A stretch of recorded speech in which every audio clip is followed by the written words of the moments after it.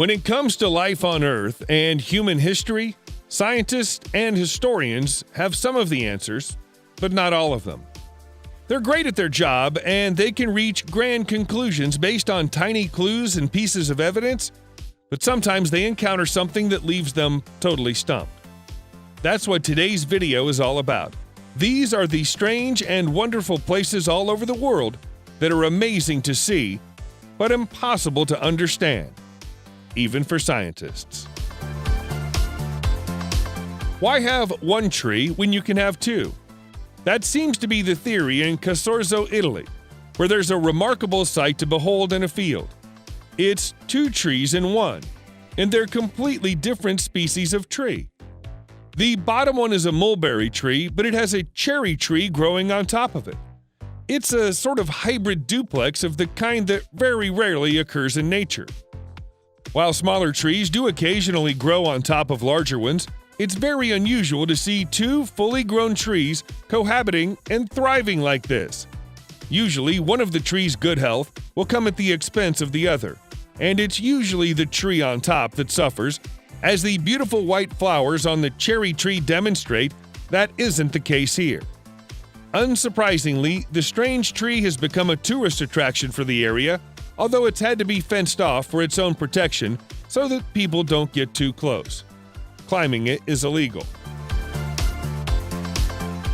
Mystery surrounds the origins of the Hidenter in Austria.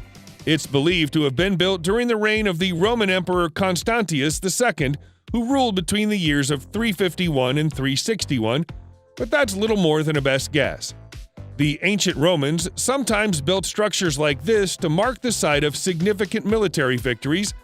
That would make a degree of sense, because the ancient city of Carnuntum once existed in this spot and played host to around 50,000 people surrounded by a walled fortress. The settlement is long gone, but the one remaining arch of this building remains. For several centuries, it was misunderstood as the gateway to the old city. As so little of its true history is known, plenty of myths and legends have grown up around the Hidenter. It's become a popular gathering spot for pagans who refer to it as Heaven's Gate for reasons unknown.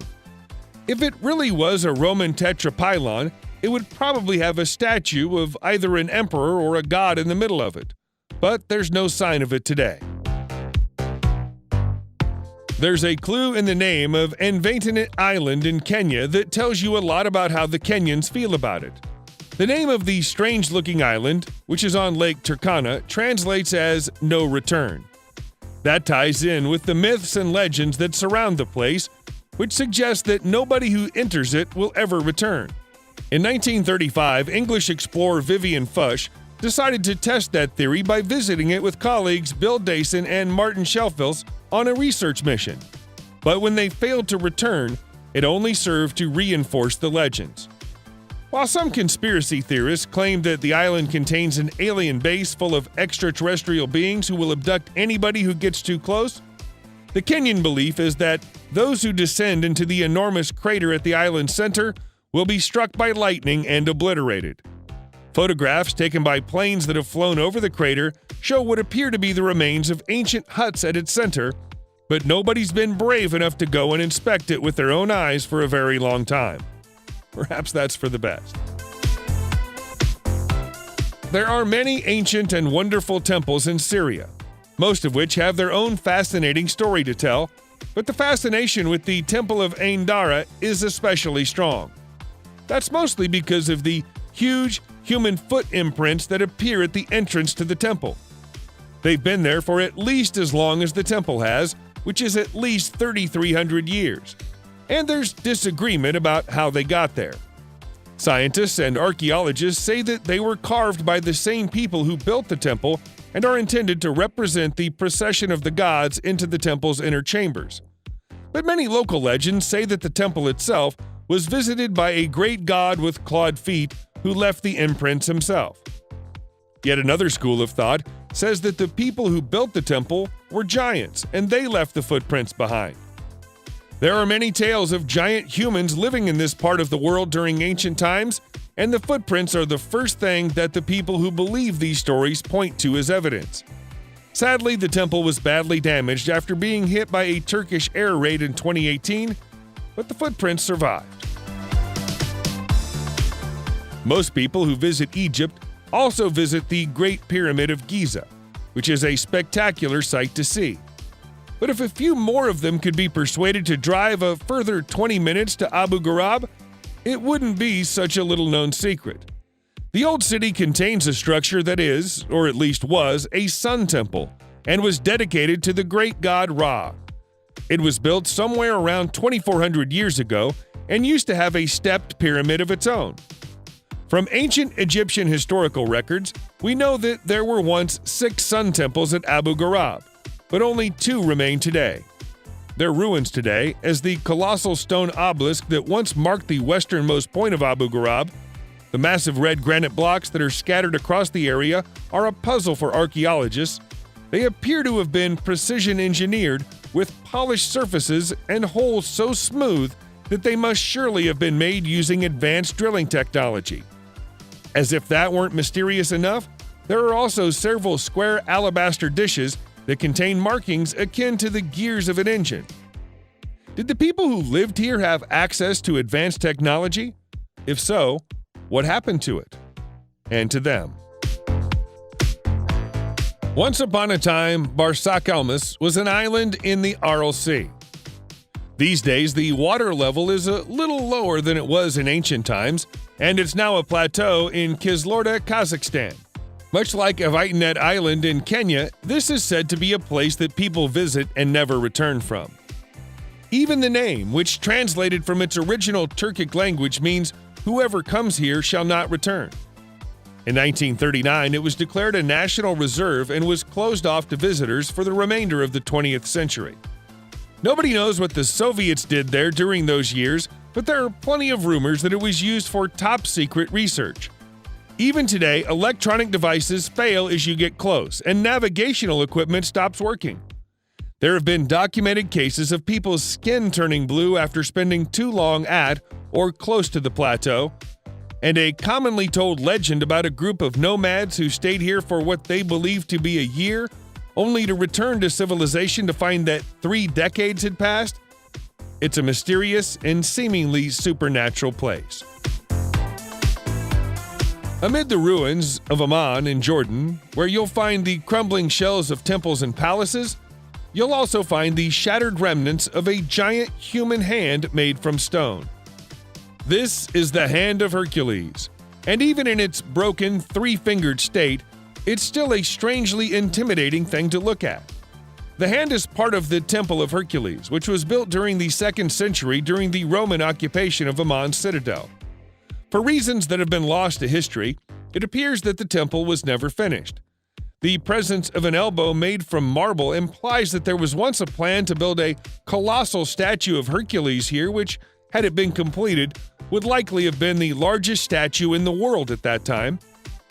The region is known for earthquakes, so it's possible that the Romans gave up on the idea of building anything here after enduring one earthquake too many for their liking. As tour guides like to point out to the curious visitors, the nails and cuticles on the hand look like they're well-trimmed and conditioned, leading to jokes about Hercules enjoying regular manicures.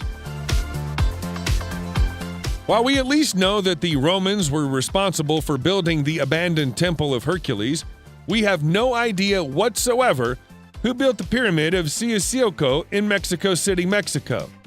There's some evidence that an enormous volcanic eruption destroyed the civilization that once existed here, but aside from that, they left very little behind for us to remember them by, other than their pyramid.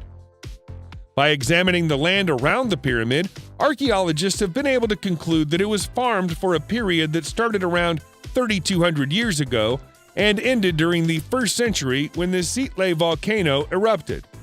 That was a tragic twist of irony for the Mesoamerican population, who are thought to have worshipped a god of fire. While some historians believe that the entire population perished in that disaster, there are some who believe that the survivors fled to other parts of Mexico and took elements of their culture with them. Eventually playing a role in the rise of Teotihuacan, while there are no humans living here anymore, there's a thriving population of rattlesnakes and tarantulas. making it a somewhat hazardous place to visit. The mystery of the lost city of the Kalahari is an existential one, by which we mean that there's controversy about the question of whether it really exists at all. The story begins in 1885, when the Canadian magician and explorer William Leonard Hunt, also known as the Great Farini, claimed to have found an empty city of ancient ruins while crossing the Kalahari Desert on foot.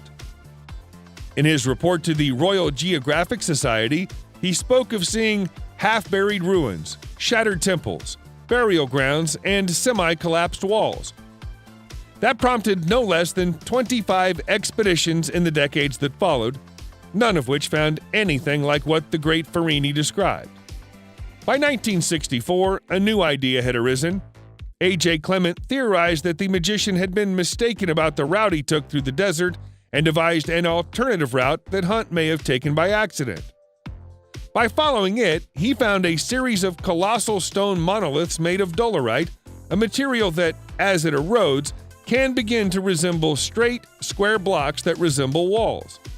Clement concluded that what Hunt actually saw was nothing more than a natural rock formation dating back 180 million years. But his explanation didn't satisfy everybody.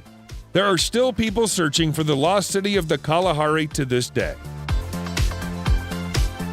The Nazis built a lot of strange structures all over Europe over the course of the Second World War, and not all of them are understood. In the absence of solid information, many wild and wondrous theories have sprung up, such as those that surround the concrete rings they built on the coast of the Barents Sea. The fact that the Soviet military took ownership of them after the war and refused to let anyone else get close for several decades did little to dispel the most extreme of those theories.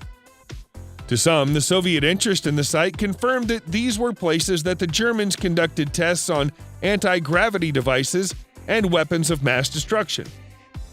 There's been some speculation that this is the place that the Nazis worked on a top-secret project known as Die Glocke, or the Bell. Other than knowing its shape, nobody truly knows what Die Glocke was supposed to do, aside from the fact that it was a fearsomely powerful weapon.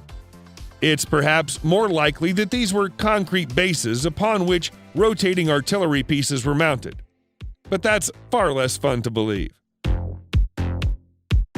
There are people who live in the town of Swinton in North Yorkshire, England, who believe that there's an ancient temple in their neighborhood.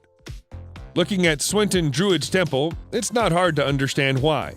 It certainly has the appearance of something ancient, and the words Druid Temple ought to give a clue to its function.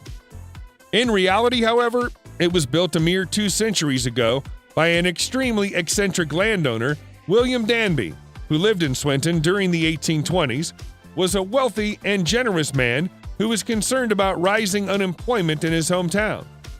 To help solve the problem, he paid dozens of locals to build the temple for him as an effigy to Stonehenge. Once that was done, he offered a huge financial reward to anyone capable of living as a hermit in the middle of it for 7 years. Someone managed to stay for 4.5 years, but nobody managed all 7, and William's reward was never claimed. Even though it's not really an ancient temple, it's still visited by New Age pagans and Druids every summer solstice. Gungy in Groton, Connecticut, USA, is the type of place that gives archaeologists and historians a headache. The settlement has been used and reused by a variety of settlers for at least 1,400 years, all of whom left their own mark on the landscape. There are stone chambers, stone rings, etching on the walls that don't correspond to any known language, and Native American artifacts. There are so many traces of human occupation in Gungy, it's impossible to say where one era of its use ended and the other began, or even who was the first there. One popular theory is that it was built in the 6th century by Celtic Christian monks who'd run away from Ireland to escape Viking raids, but that would rewrite the accepted history of pre-Columbian America and also disregards several pieces of evidence that suggest the site is far older. Occasional spikes in electromagnetic activity have been detected at Gungy, which scientists put down to the composition of magnetite, granite, and quartz rocks. But conspiracy theorists buy into the idea that it's either an alien base or an energy vortex. One lithic stone tool found buried here is at least 3,500 years old, which blows a hole in the Celtic monk theory. We don't know whether it was built in stages or all at once, and frustratingly, we probably never will. Subscribe to the channel and turn on notifications, and you will be the first to know when a new video comes out. Thank you for watching, and see you in the next video.